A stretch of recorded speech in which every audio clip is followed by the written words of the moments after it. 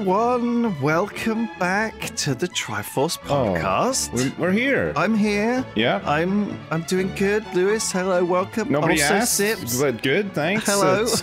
Good to know. Good to know. Well, nice opener. You know, people I'm are fine. interested. I'm fine. Sips is fine. This is what everyone wants to know. Period's also here. Hey. But in the news this week, Jersey is at the center of chaos. World War III. Yeah, we're about to start it. We're about to kick it off here over some fish. Some ancient fishing grounds that have been disturbed recently by a bunch of people who don't know what they're doing, as usual, local government here.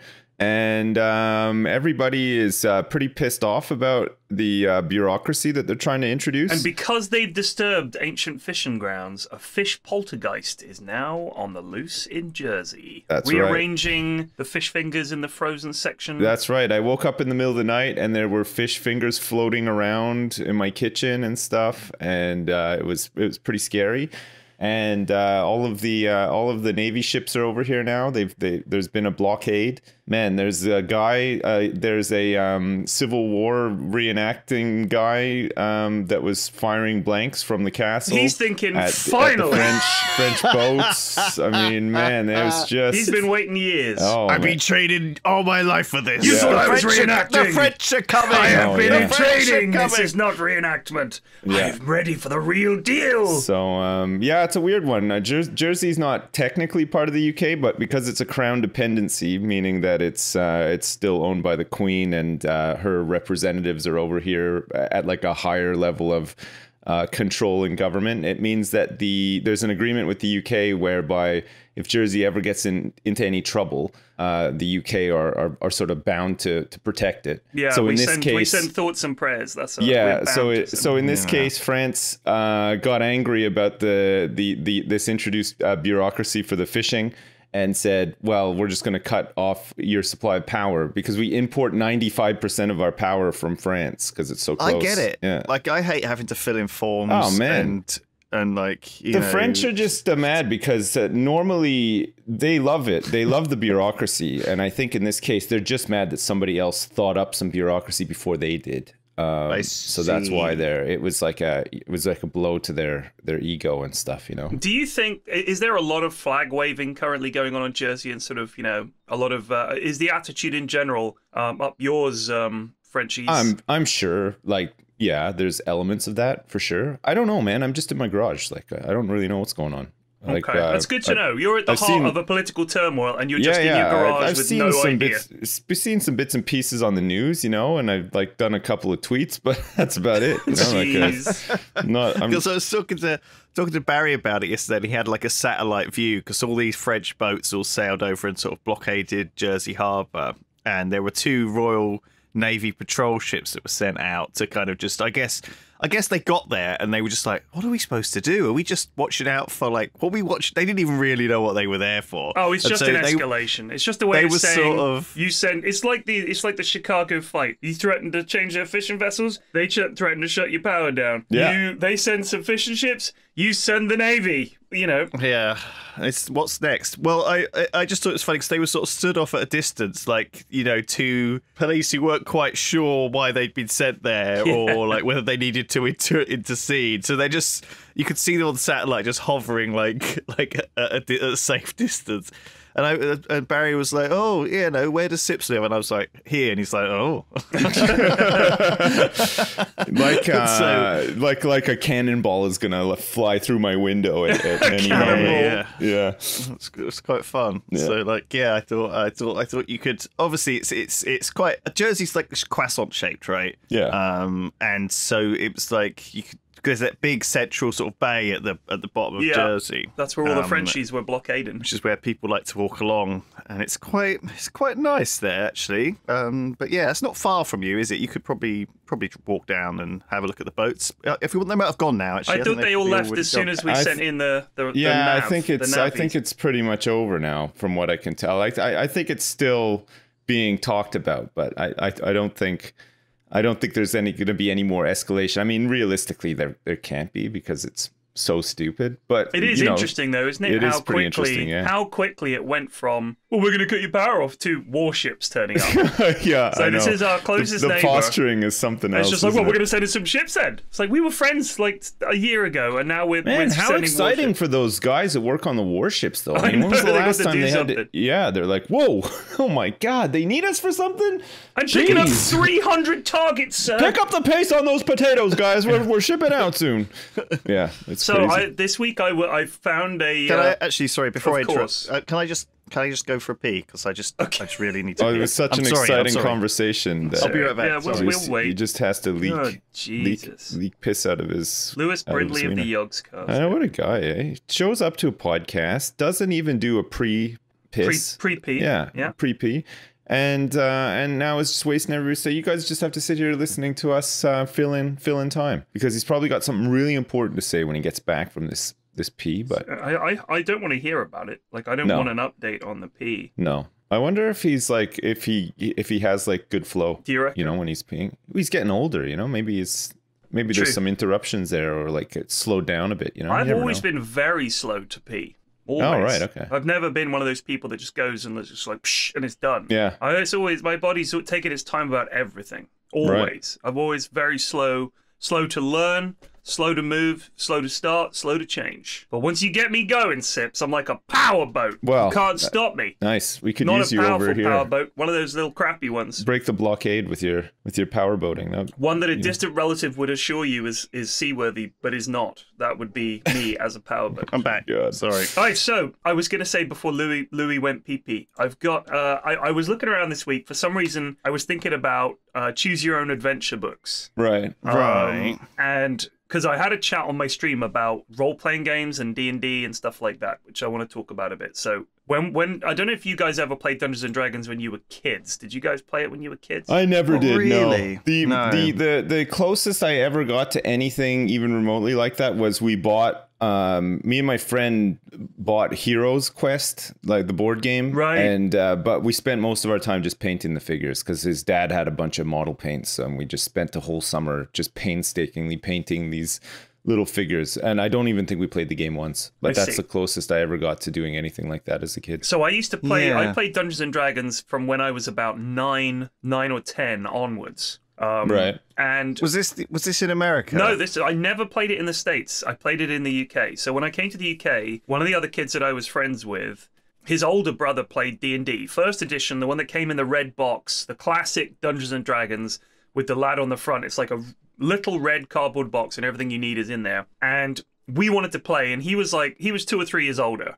So he wanted nothing to do with us. He was playing, in his mind, because he was 11 or 12, ultra advanced Dungeons and Dragons. You know, the way that you look down on younger siblings. And we were like, we want to play. And he was like, oh, no, you're not playing. And we're like, please. He's like, fine. You can make a character and we'll play some Dungeons and Dragons if it'll shut you up. So like, yeah. So me and my friend made characters, which is our favorite part. We would just make characters endlessly, just making characters, rolling dice, making characters, designing, picking what equipment they have and everything. And he had this adventure, I don't know if it was from a book or whatever, and he tried to kill us off as quickly as possible to get this over with, so that he could just say, well, you played and you lost, so that's it, I'm not doing it again. Yeah. We had to explore this old house, and I think I was an elf, and I think my friend was, he was some kind of warrior. We're exploring this room, and the thing is, if you show players a room, if you describe a room, they think there has to be something to the room. Because everything in every game you've ever played has taught you that they don't bother to put stuff in there unless there's something to it. Yeah. The problem is, quite often, there is nothing in that room. There's something in the house that you need to find, maybe, but not in every room. It's not like a dungeon where you just go... Like, if there was a dungeon adventure and you go down a corridor and there's a large room here with an ornate statue and everything, you're searching it and there's nothing there. You go down another corridor, there's another room, this time with a large well and 3 bells. But none of it does anything. It would be the worst adventure ever, right? So you expect it all to do something. So we're in this room and we're poking around for ages. And he says there's a large fireplace here. And we're like, oh, maybe there's something up the chimney. So I jab my sword up the chimney and all the rubble up the chimney falls down and kills my character. And my friend, in trying to dig me out, there's a further landfall and he is also killed by the stuff falling out of the chimney. And I remember thinking how awesome this was to be playing D&D. But I thought, this sucked. And I very quickly got the idea about bad dungeon masters. And we were talking about this on stream, that it should never be seen as a contest between the players and the DM. It should always be seen as like a story that you're telling together, and the DM has to adapt the story based on what the players do. And the players have there is peril, and there are things that can go wrong, and they can make bad choices. But it should never just be you failed and you're dead. So that's what brought me to Choose Your Own Adventure books. And there is a Tumblr called You Chose Wrong, and it's literally the ends from all these different books. And I realized that Choose Your Own Adventure books are essentially like playing Dungeons and Dragons with a terrible dungeon master who is essentially just like a computer. It's like a proceduralized flowchart. There's no real choices to be made. For instance, a door to your right flies open, throwing a brilliant shaft of light into the corridor. Suddenly, you are surrounded by a circle of snarling chimpanzees. They begin to close in. The end. Yeah. And that's from Choose Your Own Adventure 15, House of Danger. Choose Your Own Adventure books for me, honestly, are some of my worst childhood memories. They're bad. I think back on some of the ones that I got out from the library, and I feel a bit sick. And the reason is because when I got those books out at first, I thought these are going to be great. And this is something I can really get into. I'm going to love this, whatever. I got them and they were so disappointingly bad. Like I couldn't even get far in them, and I would just cheat in the end. You know, I would flick like forward just to see what the outcome was and then go back and make, you know what I mean? It was just like the whole thing was just so unsatisfying. Like, I don't know, like I remember the cover art of the book being just not great and stuff, and like just the whole thing kind of gives me a headache. Choose Your Own Adventure books. We've rediscovered these books through Jingle Jam. So me and Simon obviously do a Choose Your Own Adventure every year on Jingle Jam, and we have an artist draw alongside, and it's great fun. I love the stream. It is it's one of my favorites. But yeah, I hugely remember, you know, and I guess we're unpicking something now and sort of identifying where the problems are. I think mostly the problem comes with you can't really develop a character very well when there's alternate routes through the story for people to take, right? But the other problem is that you do have to kind of railroad them down a certain route while telling them it's their choice to do it. And the other thing is you have to sort of keep track of your life. You have to roll dice. There's other awkward things that when I was a kid, I was reading this book on the fucking bus. I didn't have a notepad and a pen and a dice to roll. I didn't have these things. So I would just read it like it was a normal book. Right. And the classic thing people do is they keep multiple fingers in the book in case they hit one of these endings where you know it's just arbitrary. Often, you know, suddenly you'll get eaten by an anaconda or fall into a pit of spikes, or you know, and sometimes those traps will be 2 or 3 deep, right? So by which I mean, you know, you'll make a choice and then all of that choice inevitably leads to death any way you go from there, but you don't know that that's a dead end, right? Until like the way these books are often designed is that, you know, you can see how they made them on a big whiteboard of post-it notes, you know, kind of thing. Yeah. With these bits where it's like, well, this branch here leads to death. This branch here leads to him getting the MacGuffin that he needs. This branch here, you know, leads to him carrying on but not getting the MacGuffin. So he can't complete the book anyway. So I mean, it's often choice A, choice B, or choice C. I actually spent quite a long time writing a Choose Your Own Adventure book last Christmas. I would love to see that. Man, I would love to see this Choose Your Own Adventure, and I would love the book to start out sort of fantasy with, like, you know, you're choosing these things, but then slowly the book becomes more about your struggle to write this book, and the Choose Your Own Adventure becomes really sort of like introspective about you and your whole life and stuff, and it's just this downward spiral of misery.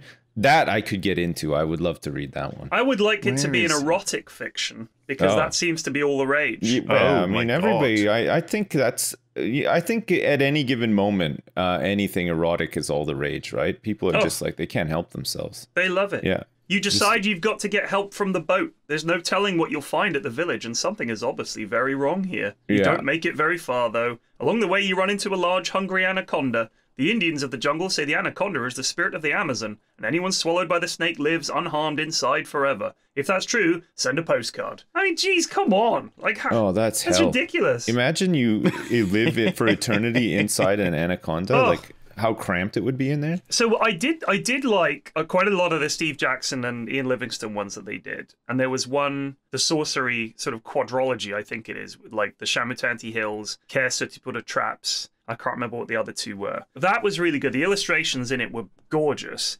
But there were certain moments of the book where you thought, well, I don't really want to have to start again. I mean, you assume there must have been people out there who diligently obeyed the rules at the start of the book, and if they died, started again from the very beginning of the quadrology in an attempt to play through it. Well, but there'd really be no point, because one of them is you sleep in an inn, you wake up, and the innkeeper has put this elaborate trap with a guillotine over it, and you have a rope in one hand and a rope in the other, and you pull one, you live, you pull one, you die.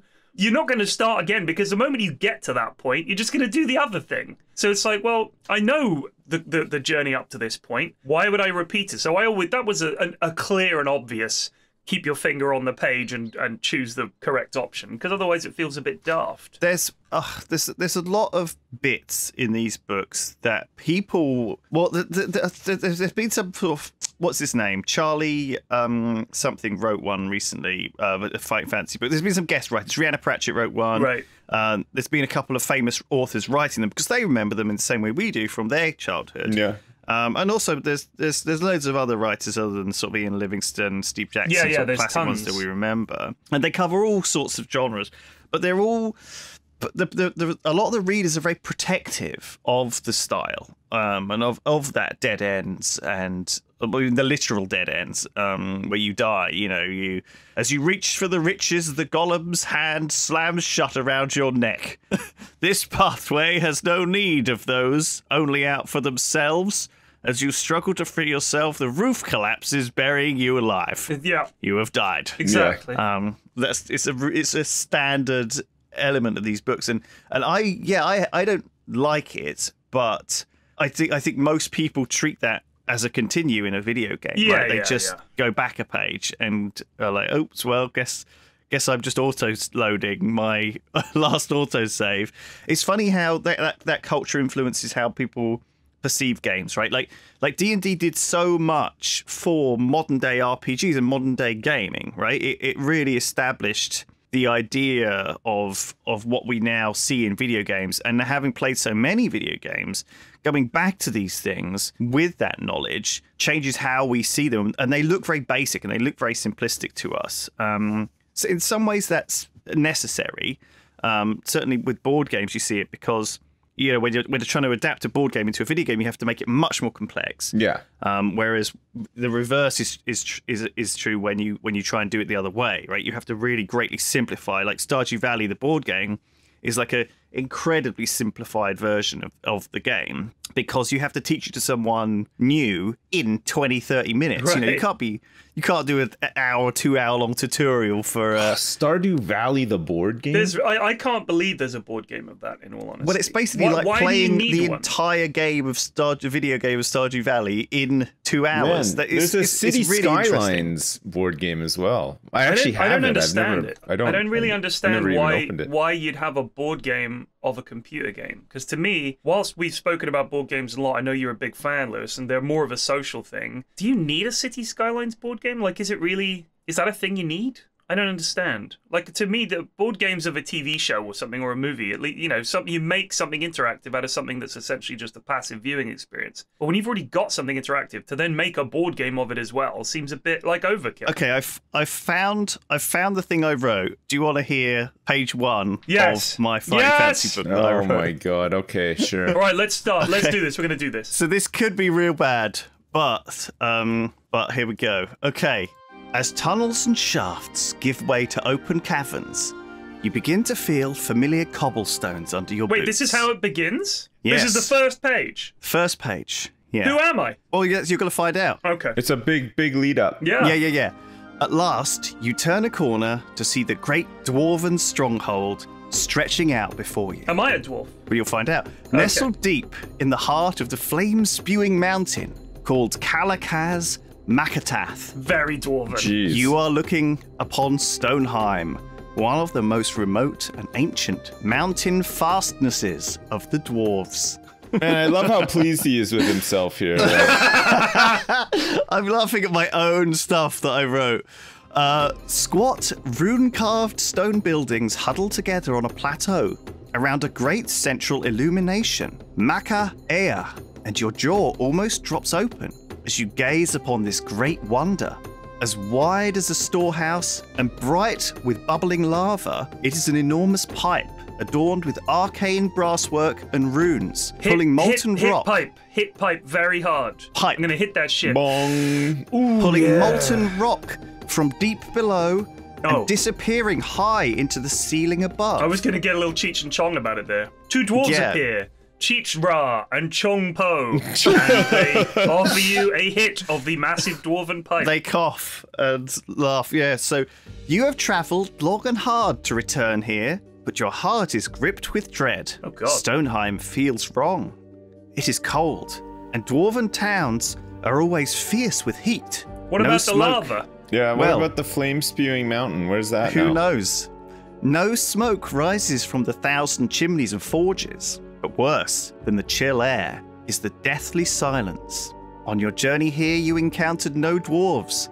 The 3 great gates that you passed through were sealed but unguarded. Yo, maybe they all died of boredom after reading page 1 of this book.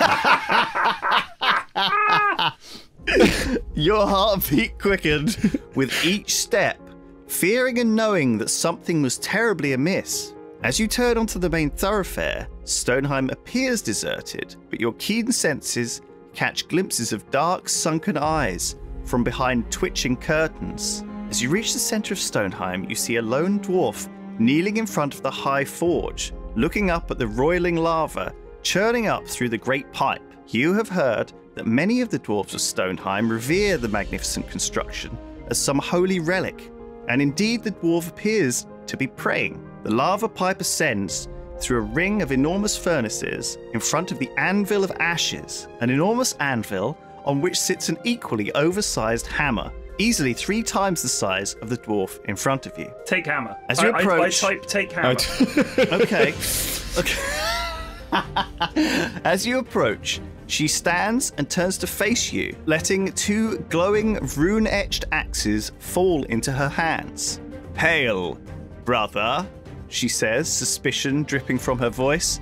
From the crimson-red, 3-braided beard and blue-woad tattoos on her cheeks, you recognize her as a berserker, one of got the a most beard? feared dwarven warriors. Yeah, female dwarves have beards. Do you know this? I don't know if they're necessarily fully bearded female dwarves, are they? Well, it's a choice, isn't it? You could have Wait, shaved. Gimli said that, didn't he? The dwarven women have beards. Yeah, sometimes more bushy and luscious than the men's. You know, I'm not into that. Hey, I'm not I into heard that. this thing just on slightly on the topic of dwarves. Apparently, Tolkien, nobody wanted to ever go for walks with him because he would stop and like look at a plant for 20 minutes, then like study it, like the details of the plant and stuff, like every plant he came across. That really He's comes saying- across in the Do you first think that few that's chapters true? of Lord of the Rings. Yeah, when they're walking, when they do the walk from the Shire to get to anywhere interesting, it's right there on the page. His obsession with every roll of the land and every color of every leaf. It's right there on the page. If you can make it through that section, you're doing well. Then you will see. You know, if you look at the nature, if you keep looking enough, you'll see all sorts of stuff. All sorts of, there's little tiny details everywhere. That's one of the meditative things you should do is look, but really look, you know? Yeah. No. I choose whatever the option is that leads to you do not look closely at the vegetation. I'll do that one. Yeah. We're doing a big Jersey blockade on that idea. Anything to say before I cut you down? She says. If you would like to reply, you can turn to 280. If you would rather draw your weapon, turn to 21. No, that sounds like the end. 21 is too close. 280? How many pages is this? Well, I thought this was just one page. You said I've written some of Oh, it. right. All right, let's How long let's did it just chat take to you her. to write all this? Oh, Like- I was writing it for a couple of weeks, Right. but I've finished. I didn't finish it. I got about a third of the way through. I'd say I'm about a third of the way Right. through. All right, I I'm gonna broke it talk into to her. 3 bits. What? No, wait. Let's fight her. Let's try and get this over with. Let's fight her. Okay. Sensing your aggressive movement there is a blur in the air, and suddenly a bear is lunging at you. Savage, Come on! savage teeth and razor-sharp claws moments away from slicing your throat open. If you were an ordinary dwarf, your head would be rolling loose across blood-soaked cobblestones. Oh wait, what's that underfoot? It looks like yarrow root. Let's examine it for 30 minutes.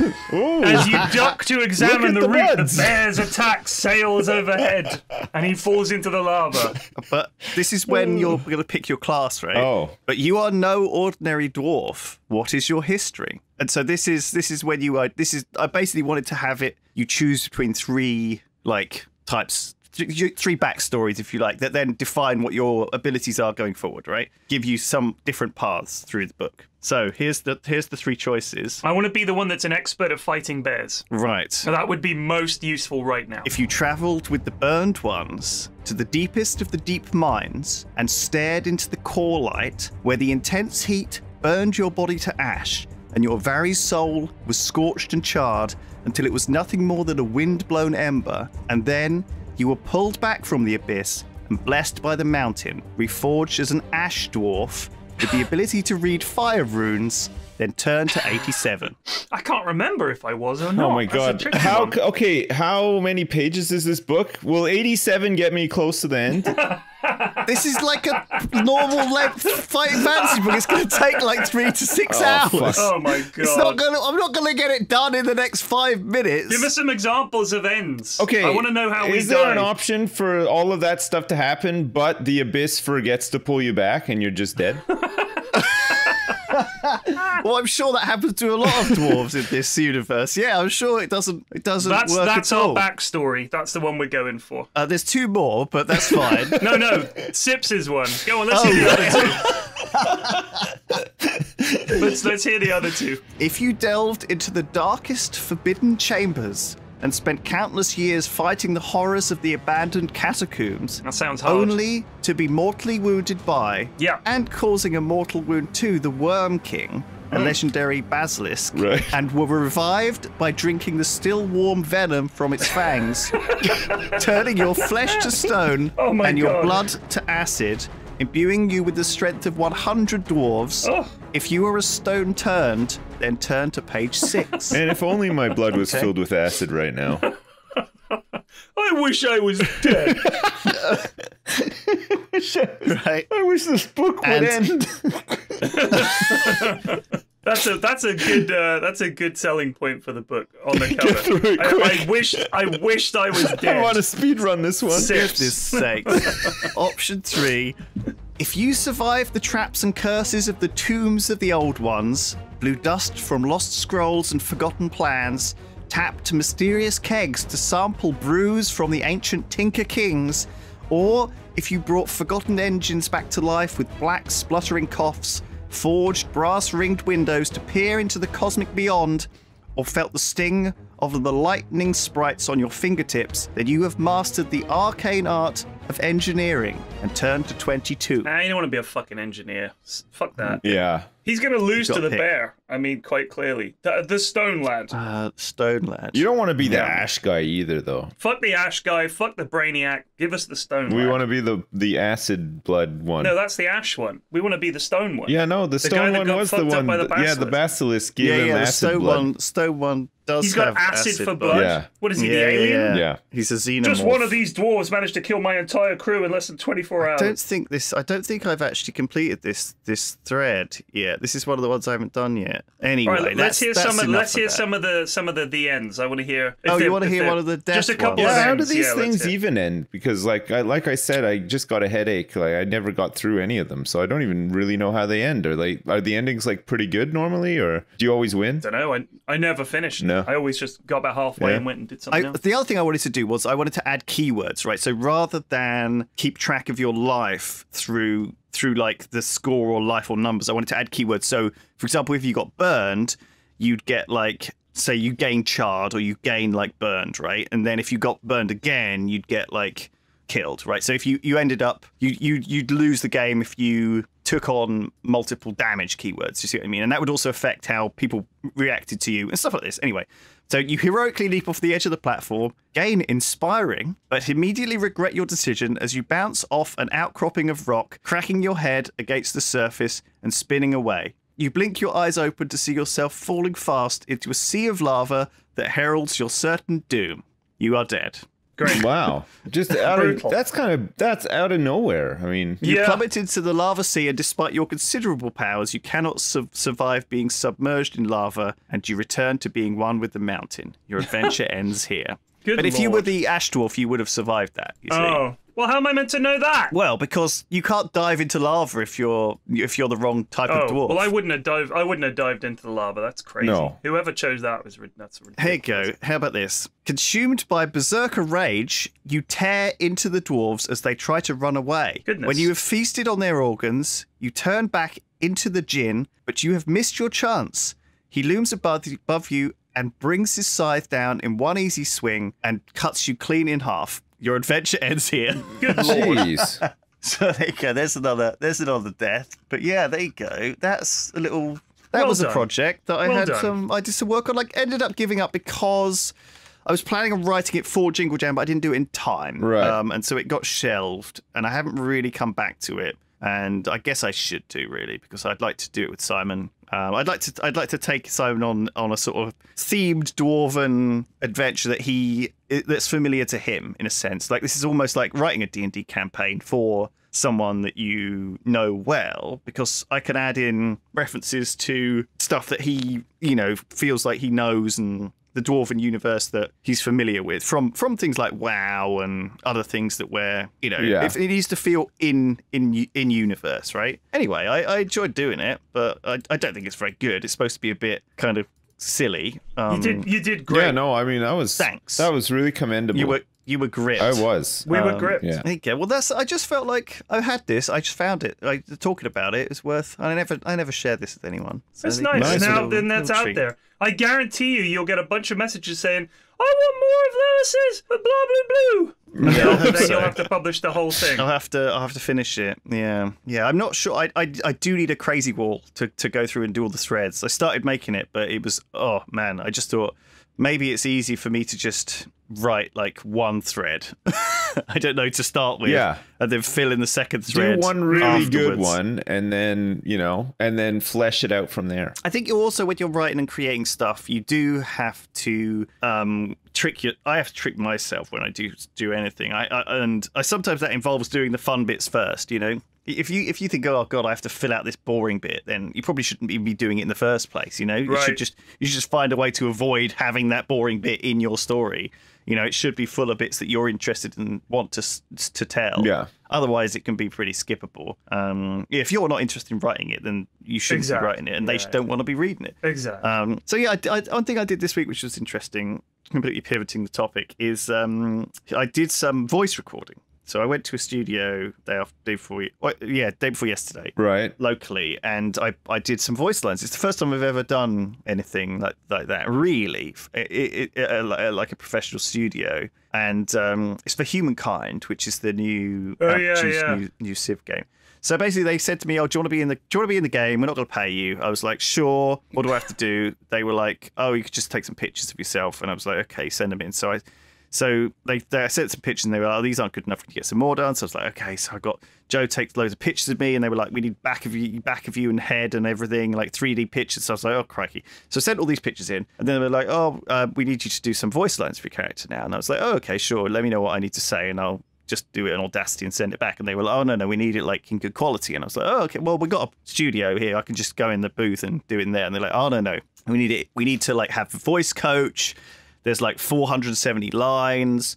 You're going to have to be there for 2 days. We're going to have to rent a studio." And I was like, okay. So I went over and stood in this booth, met the nice people. There's a booth there. In fact, it's right next to the BBC Bristol. So I was in David Attenborough's recording booth, where he normally does all of his dulcet tones for the BBC nature stuff. And they played these sort of animations of Civ lead, like a generic stock animation of the Civ leader, sort of saying something along the lines of, "Oh, like angrily shaking his fist or like bowing, stuff like this, and I'd have to say these generic kind of voice lines, which are like, "You snake, how dare you betray me," or something like this, you know.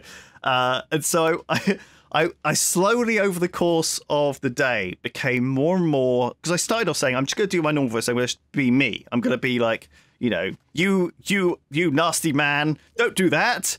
But then over the course of the day, I became more and more Matt Berry. I became more and more exaggerated, and more and more sort of, "Hail, friends! I will be your grand leader," and it just sort of became slowly more ludicrous. Were they happy? Did you have fun though? They were fine. They didn't say anything. I had fun. It was nice. Smashed through them. Got done by about 2 o'clock actually. So I didn't need 2 whole days, 9 to 5. I needed a morning and a bit to do them. Right. It was very interesting. It was quite fun. I had a nice day, and I think I'm interested to seeing what it looks like in the game when it eventually comes out. Is it this month it comes out, or is it when is it? I think it out? got delayed, so it's like 6 to 8 weeks away. Okay. But obviously, I'm a big fan of that sort of, Right. you know, that sort of oeuvre 4X, yeah. of video games, and it's nice to be in one. Yeah. You know, I think that's one of the best things about I think our that's job. awesome. I think it's awesome. Yeah, we get to do stuff like that. It's pretty cool. Yeah. I look forward to it. I must admit, some of the things, because I had to there were quite a lot of lines that were quite, like, angry, okay? Like, I found myself, like, a bit uncomfortable with the idea of yelling this at the player. You know, it's like my character comes up and is like, "You mangy dog, how dare you spit on my people in such a way?" Do you know what I mean? And I almost like, because I was sort of doing them all so quick and lost in the moment, and I had to get a character being very angry. I didn't really soften any of it or give it a like more light-hearted spin or make it cheeky. It was all very kind of.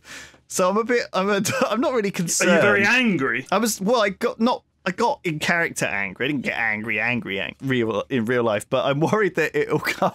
I don't know. I'm just slightly uncomfortable that like I didn't put a light-hearted. I didn't think about it really because they hadn't sent me the lines beforehand. I couldn't really tweak it to my personality, so it was almost like I was just reading out things suddenly that I was not. They're not offensive or anything, you know, but it's like almost like just a bit rude and a bit aggressive. I'm just worried that people will clip the voice lines out. Then again, I think I'm just paranoid now. Don't worry, Lewis. You're a warrior. What a journey, warrior. man. Holy jeez. It was a bit of a journey. It was fun, interesting. And man, my voice at the end of it was like absolutely killing me.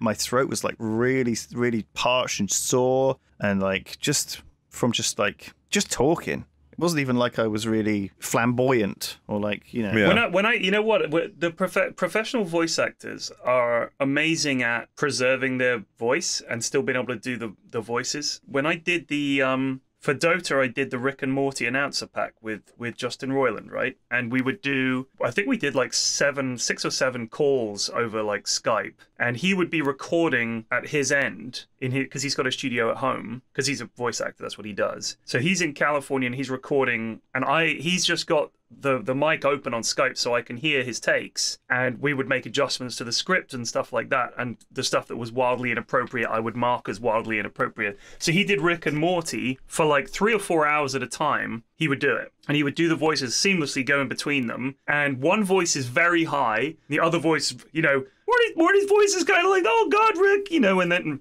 "Oh, Rick, Morty, come on, we gotta get the bottom tower," you know, like that. So he did that for like 3 or 4 hours, and I'm thinking a normal person would only be able to do that for like 30 minutes before their voice is completely gone. I couldn't keep my own voice consistent over the course so imagine of doing those 3 hours. 2 other freaky voices that are very straining. I started to forget how I sound. I was like, what is my normal voice? I had to like kind of like try and reset my own, because I started putting on this weird like voice. So it was I was really like almost. But the other thing about it was, because the way it was set up was, it was just in a random fucking order. It was like evil kind of character me, and then friendly character me, and then evil character me, and then friendly character me. So I had to like schizophrenically switch between, "Oh, welcome friend, it's good to see you again," to, what do you want, you disgusting maggots?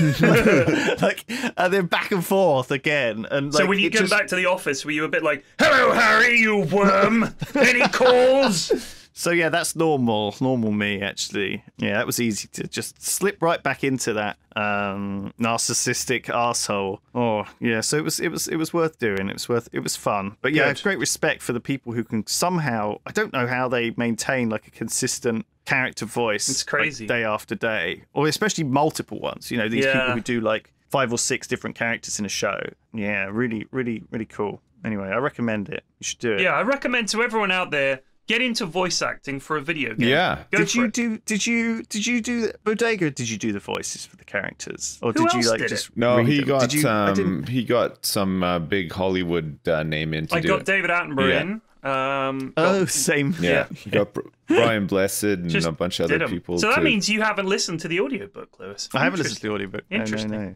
No, yeah, I know I did it. It was a week. It's available on Audible. It is. though, isn't it? It is. And other platforms probably. Probably. Yeah, I came down there for a week. I think I did a couple of streams, and I would spend about 2 or 3 hours a day, I think, maybe slightly more, recording it. And we had a lot of office noise, and we had to keep coming out and saying, "Can you guys shut the fuck up, please?" That happened to me a couple of times actually. Yeah, because we didn't. I mean, we just did it in Yesterday. in one of the old offices. We didn't have like a studio or anything like that, because you've got the streams going on and everything. I guess now actually would have been the time to do it. It's probably pretty quiet in the office, but we did it when everyone was down there. It was super busy, but it was hard work. Oh, man. You get into the flow. After a while, you get into the flow. But sometimes I just couldn't finish a sentence without fucking it up, and it'd be like, my god, it was just taking forever. Yeah. And we would sort of have to start again. But It's like that Sometimes you sometimes, just get right? You into just it.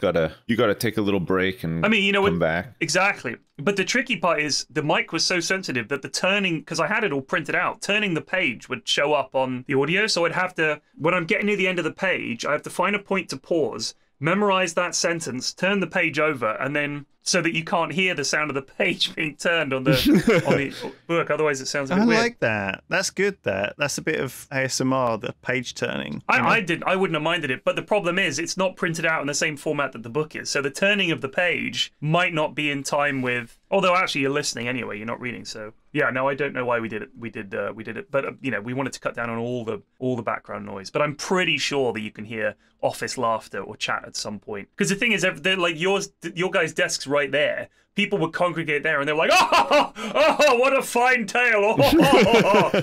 And then we'd also have the air conditioning would kick in every now and then and go like. So that was on the recording. So it was the biggest time sink was actually killing background noise, telling people to shut up, and waiting for the air conditioning to be Man. quiet. Yeah. Well, that's their office in a nutshell, isn't it? As well as the pigeons and the seagulls Oh, and, yeah. Seagulls, eh? Jeez. and various things. Jeez. Had a big rainstorm this week, huge rainstorm. Obviously, our roof just Leaked, leaks yeah. all over the place. Yeah, we had hail here this week. It hailed on like Wednesday, I think. It's fucking May. You know, it was the I know. coldest April. It was the coldest April since 1922. Oh, yeah, tell me about it. Jesus, like It's fucking it was like awful. Arctic wind out there. It was unbelievable. It's nice today though. It actually feels warm, and tomorrow's meant to be like 18 degrees, which is I'm pretty good, too. excited to returning Yeah. to life. Oh my god. Yeah, Yeah, what's go the outside. deal with you getting a vaccine and stuff, Lewis? Do you have to wait because you're It's under like 40, a, right? It's like a doomsday counter ticking down on the news every day. It's like last week it was like 41, then it was like 40, and I think it's like 39 now. I've got to wait like another 2 weeks or so probably, Right. and then it'll be my age group. It's not fun, Yeah. but it's important. Absolutely. I think people are starting to get pretty fucking slack around it. I've For anyone noticed. wondering Yeah. if it's good for you to get the vaccine, consider this. Nothing else in life that is fun to do is also good for you, right? Think about it.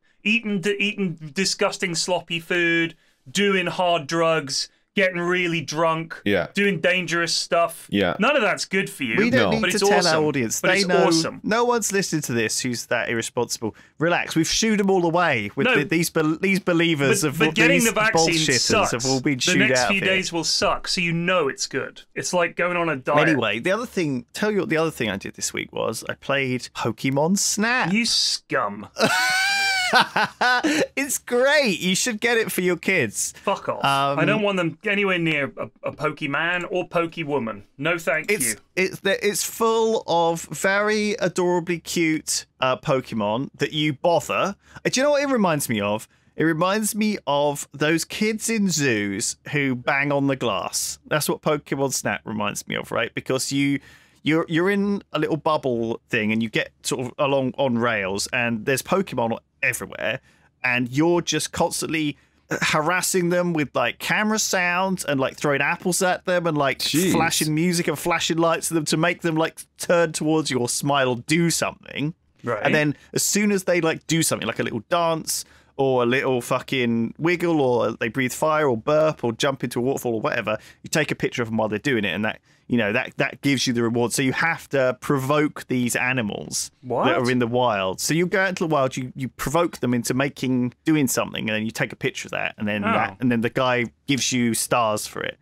So it's like it is like being that kid in the zoo who is tapping on the glass to like make the animals, which is a terrible thing. The whole I point can't of stand taking it. pictures of wild animals is, if nature documentaries have taught us anything, you just wait until they start having sex, and then you take a picture covertly, like some kind of nature voyeur. Weird peeping That's Tom. right. Yeah. That's what you're supposed to do. Yeah, You don't go in there and poke 'em. proactively. But there's like 4 different pokes for the Pokemon. I guess that's why they're called Pokemon. They've added a bunch of like new ones since I last have even been aware of Pokemon, and some of them, they're all so cute now. They're so cute. I'm in love with like What there's like a Pokemons? coral one. There's like cute little manta rays and stuff, and like little fish. There's like What? 3 or 4 different fish. Wait, all this stuff Pokemon. sounds like what I would have expected to just be in Pokemon no matter what. Well, I didn't quite realize that. Like, I was still on the idea that it's all the same ones that I remember, you know, and they are sure, like the Pikachus and the Bulbasaurs, all of them are still in there, all the favourites, but they've cutened it a lot, or at least for this game they picked the cutest ones. Oh my god! Right. And there's so many now as well, so many more. There's like 20 different kinds of bird Pokemon, like 15 kinds of Pokemon that live on a beach. There's like it's like 20, like any kind of animal blended with any kind of thing is a Pokemon. And I just was impressed. Like, I don't know why I liked playing I tell Pokemon you what, Snap. I'm just looking at the names of the Pokemon, and it's very clear they ran out of ideas for names, and now I think they're just mashing oh yeah, they letters just together. Yeah, they're the worst. I'll give you an example. Here's the first 10 in Generation 1 of the Pokemon, right? Right. Bulbasaur, Ivysaur, Venusaur, Charmander, Charmeleon, Charizard, Squirtle, Wartortle, Blastoise, and Caterpie, right? Yeah. Now let's look at that. Those are numbers 1 through 10. Generation 8, the most recent 10 are Zacian, Zamazenta, Eternatus, Cubfu, Urshifu, Zarude, Regiliki, Regidrago, Glastrier, Spectrier, and Calyrex.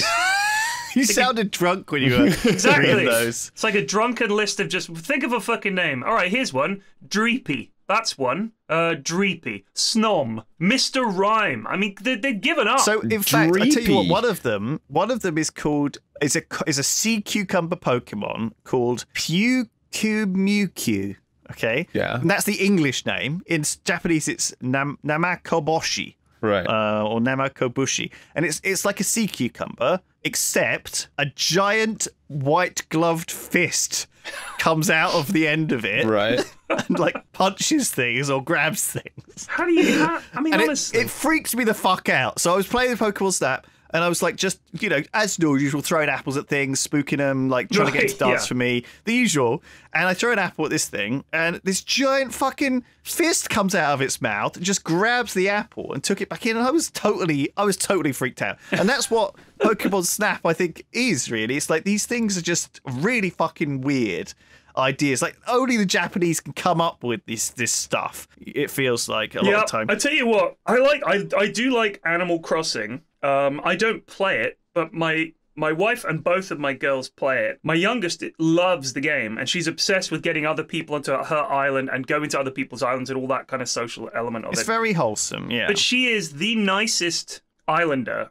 She makes things just for her friend's island. So she ran up to her. She was super excited. She was like, I helped my friend make a cafe, and I had all the furniture made, and I was just waiting to see if I could help someone make a cafe. So I made loads of cafe furniture, and we built a cafe, and now her island is up to 3 stars. Nice. It was like made her day doing that. That's a sweet game. I like that. I don't think like Pokeball Snap is all that bad. Like I think it's like, making animals into a commodity, Lewis. You goad them into doing something worth looking at, as if the Pokemon itself is not beautiful. No, it must be a performing Kablunki for me. Yeah. Perform, Kablunki. Jump around.